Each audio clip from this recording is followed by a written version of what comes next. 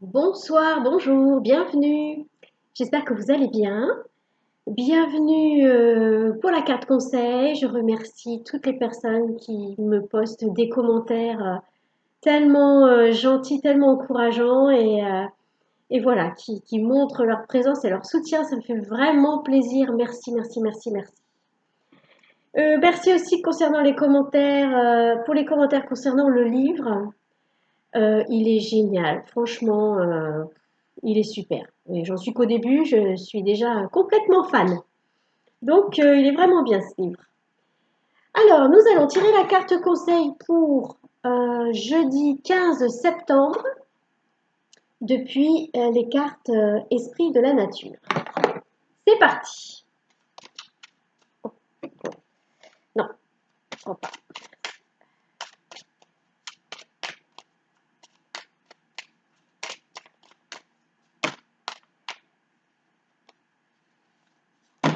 Alors, elles sont petites. Alors, à coup, elles sont grandes, j'ai du mal à les battre. Puis quand elles sont trop petites, du coup, j'ai pas l'habitude. Alors, nous avons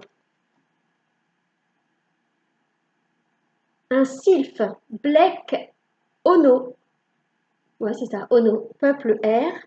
Et nous avons un autre sylphe,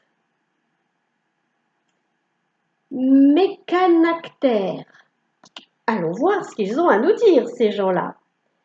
Alors, Mécanactère, donc un sylphe. Devenez ce que vous êtes. Bon.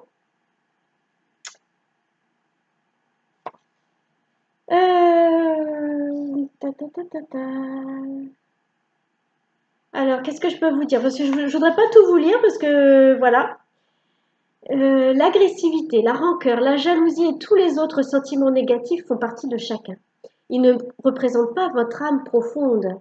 Votre mental est souvent une matrice vous faisant croire à un être limité, voire banal. Il n'en est rien. Vous êtes unique et merveilleux. Vous recelez des richesses.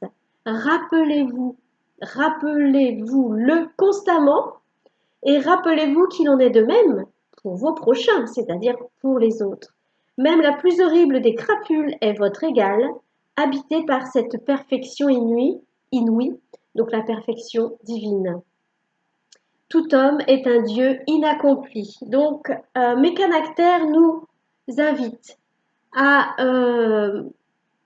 reconnaître notre part divine et la belle lumière qu'il y a en nous, et nous invite à voir aussi cette lumière chez les autres. C'est important, hein, c'est important. Alors,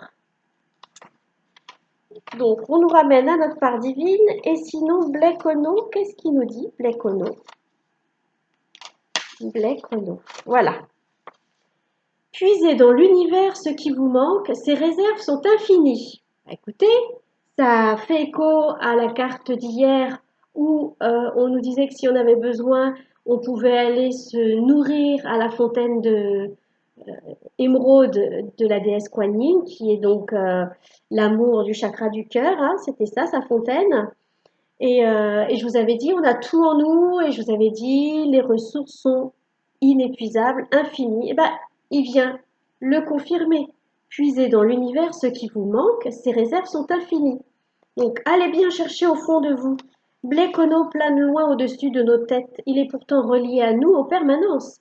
C'est un habitant de l'ionosphère, cette couche terrestre où voguent les idées, les inspirations et les trouvailles à saisir. Un royaume imaginatif illimité où l'on puise sans s'épuiser et que l'on enrichit.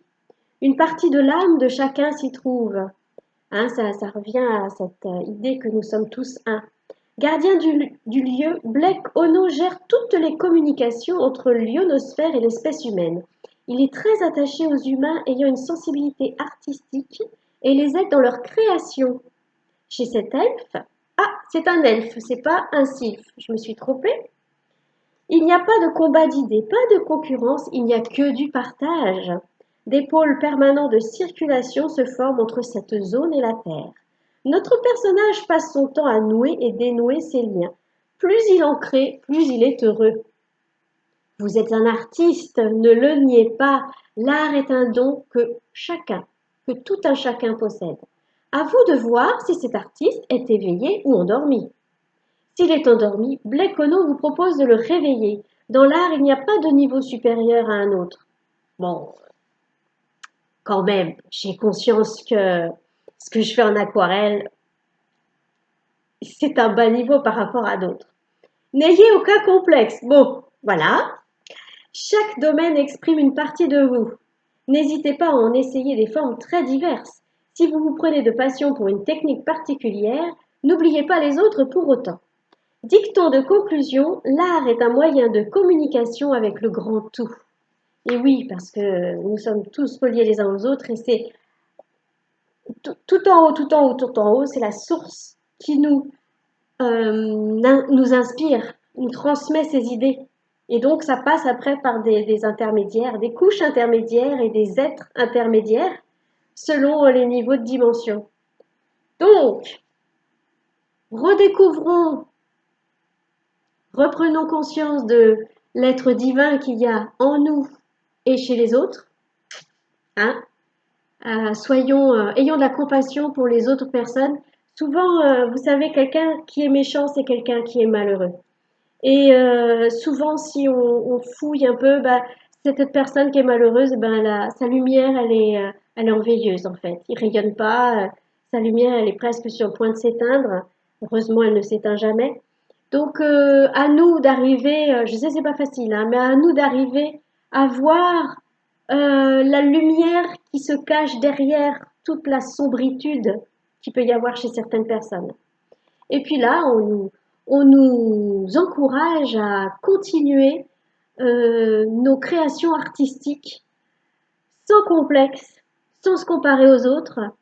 Voilà, juste essayer de concrétiser nos idées dans toute forme d'art qui puisse exister. C'est encore une façon d'exprimer le divin en soi, puisque ça vient de la source. Donc, vraiment nous encourage à, à être vraiment conscient de cette part divine qui nous habite. Il y a beaucoup de gens qui n'y croient pas ou qui croient peu, qui se sentent pas dignes ou alors qui pensent que c'est pas possible. Voilà. Mais nous avons tous cette part divine, cette part lumineuse en nous et n'hésitons pas à la faire rayonner et à laisser s'exprimer. Eh bien, je vous laisse 7 minutes, bientôt 8. Je vous souhaite une bonne journée. Demain, donc nous serons jeudi 15 septembre, sous le signe de la lumière et de la création artistique. À bientôt!